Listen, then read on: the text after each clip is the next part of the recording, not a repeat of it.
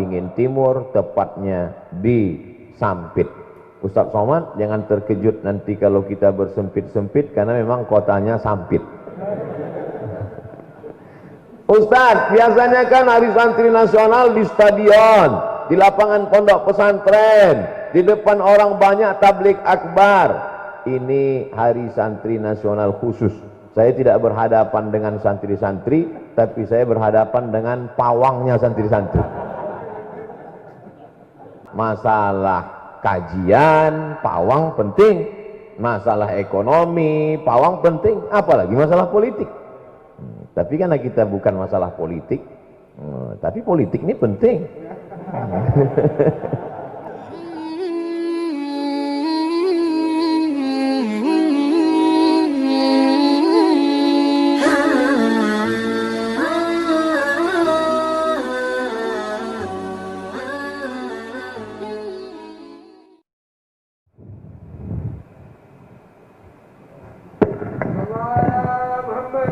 Allahumma shalli wa sallim wa barik alaihi. Kaum muslimin, kaum muslimat, sampailah kita pada acara inti, yaitu tausiah. Untuk tausiah atau ceramah agama, kita mohon dengan segala hormat kepada Ustadz Dr. Haji Abdul Somad LCMA. Waktu dan tempat kami persilakan.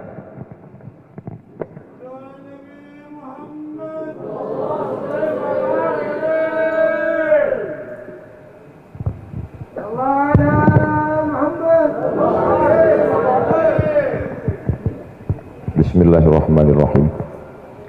Assalamualaikum warahmatullahi wabarakatuh. Alhamdulillah wassalatu wassalamu ala rasulillah sayyidina wa maulana wa syafi'ina wa zuhrina Muhammad wa ala alihi wa sahbihi wa man da'a bida'watihi wa istanna bisunnatihi ila yaumi liqa'i rabbih. Al-habaib, al-afadil, al-ulama, al-ajilla, matta'ana Allahu bi tuli umurihim wa bi husni adabihim wa lutfihim. Asallahu an yaj'alana min muhibbihim wa yujmi'ana ma'al habibil mustafa fi jannatihil ula. Kata Sayyidina Abu Bakar Siddiq, an asila ila qarabati Rasulillahi sallallahu alaihi wasallam, menyambung silaturahim dengan kerabat zuriat Rasulullah sallallahu alaihi wasallam, ahabbu ilayya, lebih aku sukai, lebih aku cintai, min an asila ila qarabati, daripada menyambung silaturahim dengan kerabatku sendiri. Yang bicara begitu adalah orang yang dijanjikan Allah Ta'ala masuk ke dalam surga, al-ashrah al-mubasyaruna bil jannah, 10 di antara sahabat Nabi yang dijamin masuk dalam surga Jannatul Firdaus. Dan bil khusus lagi masuk surga itu ada dari pintu Babur Rayyan, ada dari pintu Babus Shalah, ada dari pintu Babul Jihad. Tapi ada seorang sahabat, kata Nabi, masuk surga min haitsu sya'a, dari pintu mana saja yang dia sukai. Di antara sahabat Nabi yang masuk surga sesuai pintu mana yang dia sukai adalah Sayyidina Abu Bakar Siddiq. Meskipun begitu dia berkata, aku lebih suka menyambung silaturahim dengan kerabat keluarga Rasulullah daripada menyambung silaturahim dengan keluargaku sendiri. Maka Abdul Somad datang ke Sampit, Kota Waringin Timur, Kotim. Salah satunya adalah menyambung silaturahim dengan zuriat Rasulullah sallallahu alaihi wasallam. Para habaib yang tak dapat saya sebutkan satu persatu, insya Allah kita semua dimuliakan Allah subhanahu wa ta'ala. Amin ya rabbal alamin. Ada manusia ini yang mengalir darah Nabi dalam dirinya, tapi ada satu lagi darah Nabi tidak ada mengalir, tapi di mereka disebut dengan pewaris para Nabi, yaitu yang di dalam hati dan pikiran mereka ada Al-Quran dan Sunnah Nabi Muhammad sallallahu alaihi wasallam. Mereka itulah yang disebut dengan al-ulama warasatul anbiya. Maka dua-duanya ada di sini. Habaib ada, ulama ada. Abdul Somad pencinta habaib dan ulama. Bukan banyak juga beberapa orang nanya saya, Ustaz Somad zuriat Nabi, Nabi Adam, ya gitu saya. Nabi Muhammad tidak. Tapi insya Allah saya mudah-mudahan diakui menjadi umat Nabi Muhammad Sallallahu Alaihi Wasallam. Bukan karena amal saya, bukan karena doa saya, tapi karena amin yang keluar dari mulut hamba-hamba yang dicintai Allah. Tidak tahu entah dari bibir yang mana doa itu menembus pintu-pintu langit. Itulah makanya kita selalu meminta doa orang. Hidup ini cuma dua, meminta doa, didoakan, mendoakan. Ada kalanya kita mendoakan, ada kalanya didoakan. Tapi saya yakin hidup saya lebih banyak didoakan oleh orang-orang soleh. Hadir pula bersama kita pada kesempatan yang mulia ini anggota DPD RI. Dulu saya kalau melihat DPD itu adalah puncaknya, karena itu hanya ada di pusat Jakarta, tidak ada DPD kabupaten, DPD RI. Tapi kalau duduk bersama DPD RI dari Kalimantan Tengah ini, duduk bersama beliau seperti tidak DPD, seperti orang biasa saja. Kadang saya lupa kalau beliau anggota DPD. Nah itu. Jadi sejak bertemu beberapa tahun yang lalu, kemudian tahun lalu saya datang kemari dibawa beliau ke Kota Waringin Barat, tabligh akbar ramai sekali. Sampai hari ini beliau tidak banyak berubah, tetap seperti biasa, tawaduk, rendah hati, tetap bicara ingin nikah sekali lagi tapi nggak jadi-jadi. Jadi Masya Allah, tolong nanti kalau mau diupload ke itu yang tadi dibuang. Saya alhamdulillah menyampaikan tausiah ini dari pulau terujung kilometer 0. Kilometer 0 di Pulau Sabang sampai ke Sorong, Papua. Lalu kemudian di beberapa di luar negeri sempat datang, ada yang bisa, ada yang cuma sampai airport, ada yang diusir, macam-macam. Jadi untuk mengingat itu kadang sulit, karena satu hari kadang pengajiannya bisa beberapa kali, jadi nggak ingat semua. Jadi yang beberapa yang kita ingat yang berkesan itu sesuatu yang unik, yang aneh. Di antara yang berkesan di antara seluruh tempat tausiah itu di Kalimantan Tengah ini, karena di situ satu-satunya dijemput, disetir, disupir langsung oleh gubernur itu di Kalimantan Tengah. Nah itu, jadi mudah ngingatnya. Kadang namanya lupa, wajahnya lupa, tapi kalau ditanya orang, itu dulu ada itu yang disupir, setir langsung sampai hari ini. Nah itu, sampai tadi beliau yang setir langsung. Mudah-mudahan dipanjangkan umurnya, dijadikan Allah kekuasaannya dipakai untuk menolong agama Allah, untuk mengangkat derajat la ilaha illallah Muhammadur Rasulullah. Karena kata Nabi SAW, sab'atun, 7 golongan, yuzilluhumullah, yang akan dapat naungan Allah di padang mahsyar, yauma la zilla illa zilluh. Hari itu tak ada naungan kecuali naungan Allah. Di antara yang 7 itu, yang pertama adalah imamun adilun, pemimpin yang adil. Mudah-mudahan Kalimantan Tengah diberikan pemimpin yang adil dan amanah. Kemudian hadir pula bersama kita Haji Fauzan, beliau putra asli dari Sampit, lalu kemudian diberikan Allah SWT kesempatan, diberikan Allah rezeki, diberikan Allah umur panjang, mendampingi para habaib dan ulama berdakwah, termasuklah kunjungan saya kali ini. Lalu kemudian Haji Awai yang sudah bersusah payah, insya Allah segala tetes peluh keringatnya dibalas Allah SWT.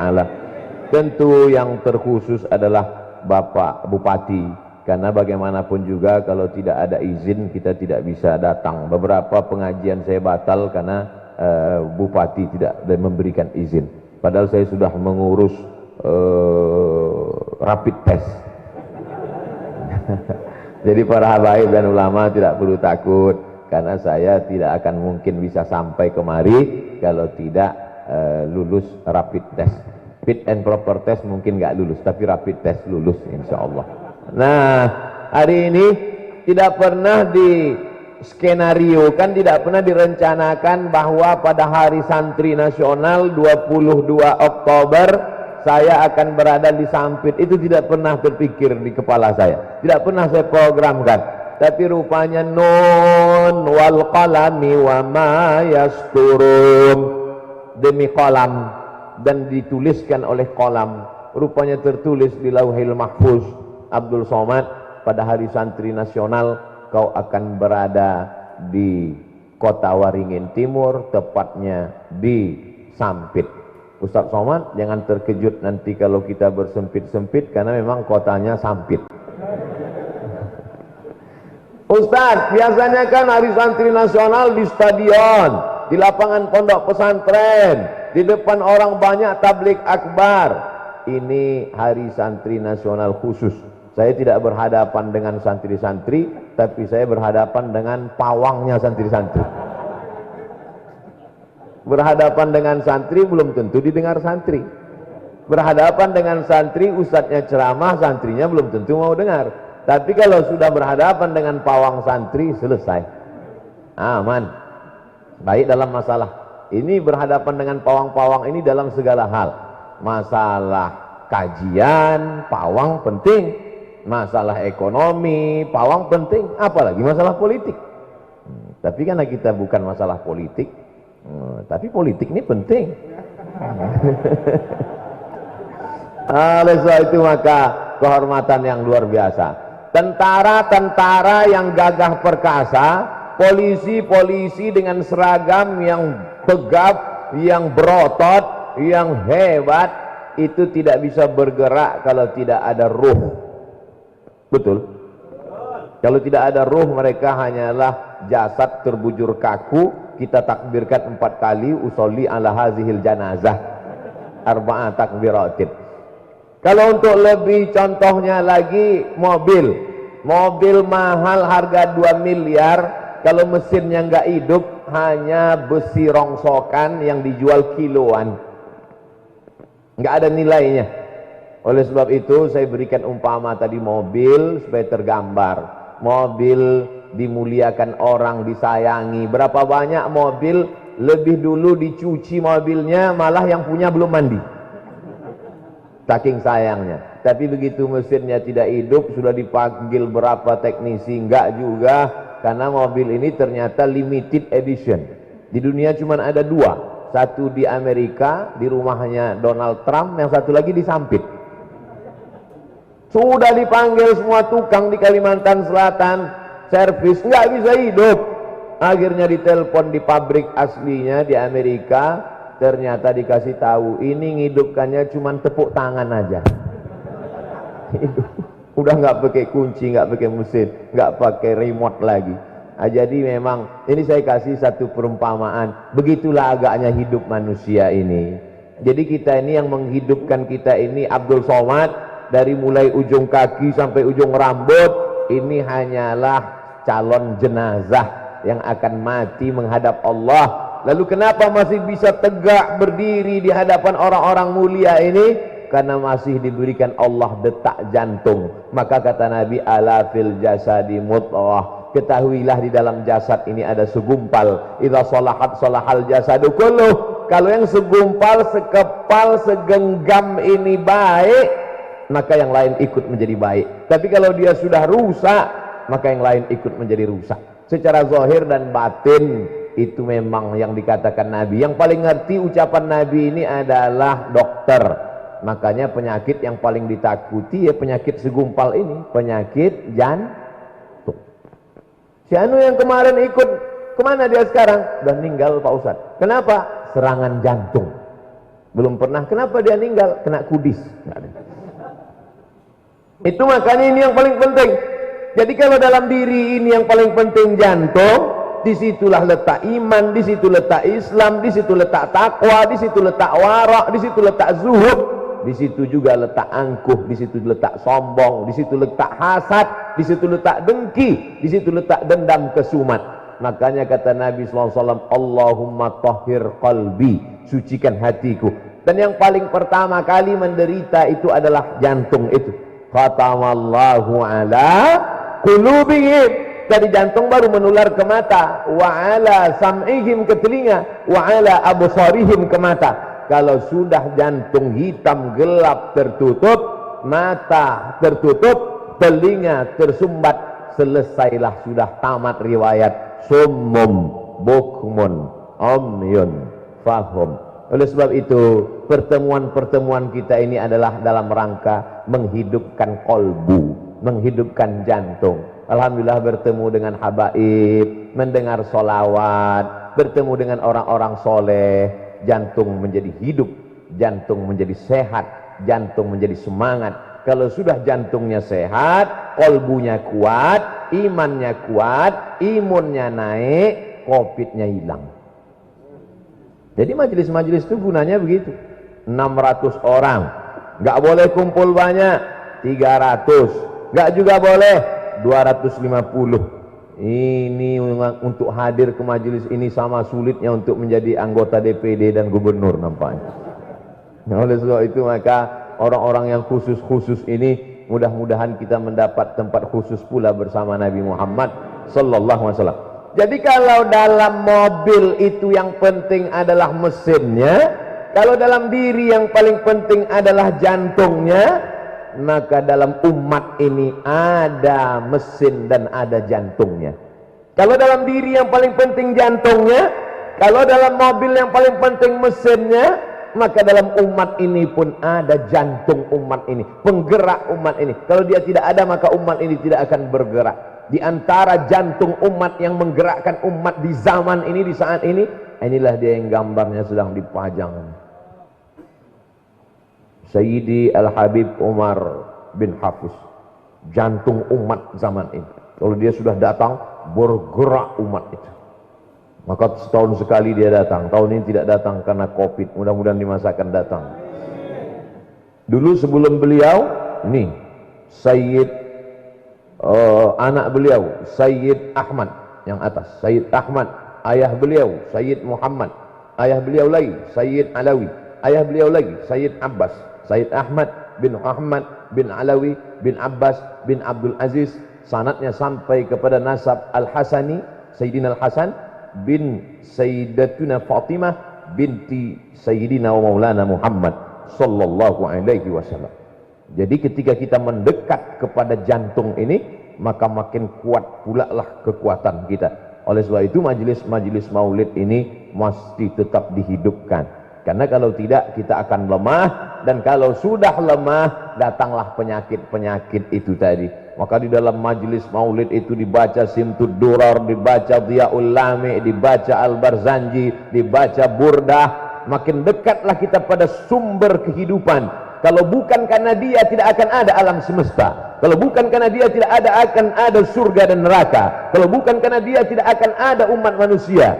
Dialah Sayyidina wa Maulana Muhammad sallallahu alaihi wasallam. Apa kata Nabi Adam waktu berdoa? Rabbana zalamna anfusana wa illam taghfir lana wa tarhamna lanakunanna minal khasirin. Setelah itu apa kata Nabi Adam? Allahumma inni as'aluka bihaqqi Muhammad sallallahu alaihi wasallam. Ustaz, kayaknya Ustaz salah nih ceramah. Masa Nabi Adam nyebut Nabi Muhammad? Adam, Idris, Nuh, Salih, Ilyas, Zakaria.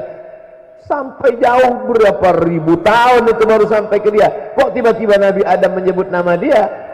Kata Allah Ta'ala kepada Nabi Adam, nama siapa yang kau sebut tadi wahai Adam? Nama Muhammad sallallahu alaihi wasallam. Dari mana kau tahu dia? Dari mana kau mengenal dia? Lamma khalaqtani min turabin, ketika kau ciptakan aku dari tanah, fanafakhta fi ruhi, kau tiupkan roh ke dalam tanah itu, rafa'tu ra'si, ku angkat kepalaku. Saat aku mendongakkan kepalaku, kulihat di dinding tiang aras tertulis nama Muhammad sallallahu alaihi wasallam. Ini hadisnya jangan-jangan hadis palsu nih Pak Ustadz. Baca lengkap tentang sanadnya, pembahasan rijalnya, tentang rawinya, tentang jarah dan ta'dilnya dalam Mafahim Yajib an Tusahhah. Bahkan Ibnu Taimiyah dalam Majmu' Fatawa menyebutkan beberapa riwayat yang seirama dengan itu, bahwa Nabi Adam sudah melihat nama Sayyidina Muhammad sallallahu alaihi wasallam. Jadi Adam pun tidak akan hidup kalau bukan karena Muhammad sallallahu alaihi wasallam. Alam semesta tidak akan bergerak kalau bukan karena dia. Itulah maka majlis kita adalah majlis yang menghidupkan jantung, majlis yang menghidupkan mesin ibarat motor. majlis yang menghidupkan kolbu, maka kolbu itu bergetar ketika nama dia disebut. Kenapa kita tidak langsung saja kepada dia? Kenapa kita tidak langsung saja kepada Allah? Bukankah kita ini manusia yang sama seperti dia? Betul, tapi dia dipilih oleh Allah Subhanahu wa ta'ala. Jangan kau sangka jadi nabi itu seperti orang mau ikut tes CPNS. Nabi itu bukan ada tesnya, itu dipilih oleh Allah Subhanahu wa ta'ala, dan pilihan Allah jatuh kepada dia, dan Allah memilih dia, sampai-sampai Allah pun beradab dalam tanda kutip kepada dia. Kalau kepada nabi yang lain Allah panggil namanya, ya Adam uskun anta wa zawjukal jannah, ya Isa inni istafaituka, ya Yahya khudhul kitaba biquwwah.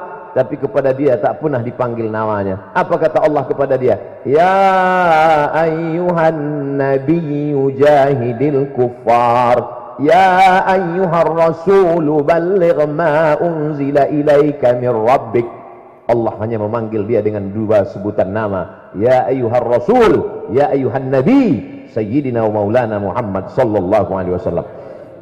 Nabi Musa alaihissalam berdoa meminta, Rabbi syrah li sadri, tapi dia tidak meminta, Allah sudah kasih sebelum dia minta. Alam nasrah laka sadrak, karena memang janji Allah. Apa kata Allah? Wala sawfa yu'tika rabbuka fatarda, maka dia katakan ana sayyidu waladi Adam, aku pemimpin anak cucu keturunan Adam. Dia yang menyebut dirinya sayyid, ana sayyidu waladi Adam. Maka Abdul Somad mengatakan sayyidina wa maulana wa syafi'ina wa zuhrina Muhammad sallallahu alaihi wasallam. Tapi Abdul Somad bisa bicara lantang menggelegar itu kan karena yang di sini mayoritas umat Islam. Gimana mau menyampaikan risalah Muhammad SAW kalau di airport aja udah kena panah? Gimana mau menyampaikan Nabi Muhammad? Iyalah kalau Ustaz ceramah di Riau, kampung halaman Ustaz. Iyalah kalau Ustaz ceramah di masjid. Tapi bagaimana berdakwah ini? Maka kemarin saya dibawa oleh Pak DPD ke Masjid Kiai Gede. Sebetulnya lama saya merenung, kenapa saya dibawa ke Masjid Kiai Gede ini, ziarah ke makam Kiai Gede. Sebetulnya sedang menegur diri saya. Hai Abdul Somad, Kiai Gede dulu datang ke negeri ini, menembus ombak gelombang, mengharungi sungai, baru sampai menyebarkan dakwah Islam. Kau sampai kemarin naik helikopter Abdul Somad. Sebetulnya saya cuma mau ngasih tahu saya naik heli itu. Begitu banyak kemudahan. Jadi sebetulnya sedang mengukur apa yang dilakukan Abdul Somad ini belum ada apa-apanya. Tapi jangan lupa pula, di balik kedatangan Kiai Gede di situ, beliau diutus oleh Sultan. Jadi Sultan Suryansah, lalu kemudian adik beliau, lalu kemudian mengutus para ulama. Oleh sebab itu ulama dan umara tidak bisa dipisahkan. Jadi kalau ada orang mengatakan kita bisa berdakwah, Abdul Somad bebas berdakwah dimanapun berada, lihat dulu, kalau umarok suka kepada dakwah baru bisa berdakwah. Kalau umaroknya lebih suka lagu dangdut, dia panggil artis. Makin tinggi pentasnya makin pendek roknya. Mohon maaf Habib, keceplosan. Tak saya lanjutkan. Kalau di tablik akbar saya teruskan. Sopan, jangan sampai galilul adab, tidak beradab kepada para habaib, kepada para ulama. Oleh sebab itu kita bisa sholawatan, kita bisa maulidan, kita bisa barzanjian, kita bisa tahlilan. Itu karena masih ada orang yang menjadi payung naungan kita, masih bersyahadat asyhadu an la ilaha illallah wa asyhadu anna muhammadan Rasulullah. Lain padang, lain belalang, lain lubuk, lain ikannya. Jauh berjalan banyak dilihat, lama hidup banyak dirasa, lama jadi ustadz banyak yang curhat. Macam-macam sudah saya rasakan. Ada yang jadwal di cancel, ada yang sudah sampai airport disuruh pulang, ada yang sudah sampai hotel dicabutkan pisau, ada yang disediakan baleho disuruh jangan datang kemari. tak perlulah saya ceritakan itu satu-satu. Itu hanya akan menjadi bahan orang untuk membuli haters saja. Akan tetapi itu semua pelajaran bahwa saya katakan jangan lagi kita berpikir kotak-kotak, kelompok-kelompok, person-person, apalagi pribadi-pribadi. Yang kita pikirkan adalah kemaslahatan umat. Setan tidak akan lagi menggoda kita untuk menyembah dia. Setan tidak lagi berbisik, hai masyarakat, sembahlah aku, sembahlah pokok kayu. Tidak. Walakin fit tahris. Hadis riwayat Sunan Tirmidzi. Dalam kitab Sunan Tirmidzi, inna syaitana qad ya'isa an ya'budahul musallun. Setan sudah putus asa ketika dia melihat ada orang sholat, tapi dia tanamkan permusuhan di antara orang-orang yang sholat itu. Mulai hatinya sikut menyikut, hasad, dengki dan lain sebagainya. Tapi insya Allah dengan banyak berselawat hilanglah hasad itu. Seperti yang disampaikan Pak DPD tadi, ini kenapa acaranya dibuat di Majelis Haji Awai? Kenapa dibuat? Kalau kita masih berpikir sempit kepala personal, tapi yang kita pikirkan adalah maslahat umat. Adapun yang mengatakan kenapa Ustaz Somad diundang di majelis yang sedikit, kita ikut protokol kesehatan. Ini kelihatannya aja ya sedikit. Ini akan ditonton 1 juta orang nanti melalui channel Ustadz Abdul Somad Official. Jangan lupa subscribe, like, and share. Dan channel-channel yang lain, kalau disebutkan namanya akan saya iklankan, karena kita tidak bertarung di alam nyata, tapi kita bertarung di alam ghaib. Di alam-alam cyber, di alam-alam internet, multimedia. Apalagi anak-anak muda banyak yang menyusun video-video ini bisa menjadi video yang menarik, yang luar biasa. Pak Haji Muhammad Rahman punya tim yang luar biasa membuat video-video yang menarik, konten-konten menarik, menjadi tontonan bagi anak-anak muda. Maka terselamatkanlah dan negeri ini tetap menjadi baldatun thayyibatun wa rabbun ghafur. Paling susah mengumpulkan orang, wahai para alim ulama, para habaib yang tidak pernah merasa susah mengumpulkan orang. Karena habaib ulama itu seperti gula, di mana ada gula di situ ada semut. Asal ada habib, ada ulama, umat langsung datang berkumpul tanpa diundang. Saya bisa merasakan itu kemarin begitu sampai di kota Kutaringin. Tertulis di situ Kutaringin, tapi ditulis yang lain Kota Waringin. Mungkin asal muasalnya. Jadi saya tanya, ini kok banyak sekali orang? Saya tidak mau banyak orang nanti jadi fitnah COVID, gugus COVID. Saya bisa pidana ini kalau orang banyak tidak ikut protokol kesehatan. Banyak sekali umat datang, padahal tidak ada iklan, tidak ada baleho. Abdul Somad hanya datang ziarah. Wow, luar biasa. Dua kemungkinan, mau lihat Ustaz Somad atau lihat helikopter. Tapi rasanya tidak mungkin lihat helikopter, karena helikopter selalu mendarat di sana. Mereka yang jelas mereka mau melihat apakah Abdul Somad itu ada di alam nyata atau tidak. Karena selama ini mereka melihatnya di YouTube saja. Oleh sebab itu maka bertemulah saya dari mulai anak kecil sampai nenek-nenek. Alhamdulillah anak kecil datang menarik-narik saya. Nenek mengulurkan tangan, saya salami. Yang anak gadis tidak. Ya, oleh sebab itu maka ini luar biasa. Nah, ketika habaib dan ulama, padahal Abdul Somad bukan habaib, Abdul Somad bukan ulama. Abdul Somad hanya orang yang sering mencium tangan ulama. Abdul Somad hanya sering silaturahim ke ulama. Abdul Somad sering duduk-duduk dengan ulama. Lama-lama disangka orang ulama. Disangkanya ulama itu seperti penyakit COVID bisa menular. Padahal ulama itu adalah orang yang Allah Ta'ala menyebut mereka dalam Al-Quran. Siapa itu ulama? Innama yakhshallaha min ibadihil ulama. Mereka adalah yang takut kepada Allah. Siapa itu ulama? Al-ulama warasatul anbiya. Ulama adalah yang mewarisi sifat-sifat Nabi Muhammad sallallahu alaihi wasallam. Jadi kalau sudah ada habaib, ada ulama, maka magnetnya itu luar biasa. Kalau mau tahu bagaimana sulitnya mengumpulkan orang, tanyalah caleg-caleg. Gimana susahnya ngumpulkan orang banyak. Sudah diundang artis, orang nggak datang juga. Dibawakan sembako, nggak datang juga. Tapi kalau sudah ada habaib, ada ulama, cukup dengan mikrofon salawat. Sallallahu ala Muhammad marhaba. Sallallahu alaihi wasallam marhaba. Berdatangan umat, semangat semua umat, bahkan lupa mengunci pintu rumah. Tapi diselamatkan Allah Ta'ala, tidak ada barang yang hilang. Kenapa? Karena begitulah rupanya kecintaan. Kalau sudah orang cinta, makanya kata pepatah Arab, al-hubbu yu'mi wa yusim. Cinta itu bisa membutakan, cinta itu bisa membuat orang tuli, cinta itu bisa melupakan segala sesuatu. Ada seorang yang jatuh cinta sampai gila, dan dia termasuk yang sehat karena didoakan di samping Ka'bah. Azan, Masya Allah.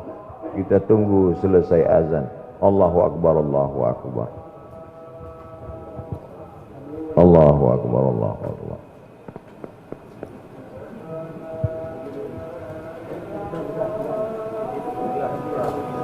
Asyhadu an la ilaha illallah. Assalamualaikum warahmatullahi wabarakatuh. Karena Covid semua turun, termasuk harga buku turun 10%. Semangat baca buku mesti naik 100%. Kisah saat maut menjemput turun 10%. Tanya jawab umroh 66. 99 tanya jawab salat.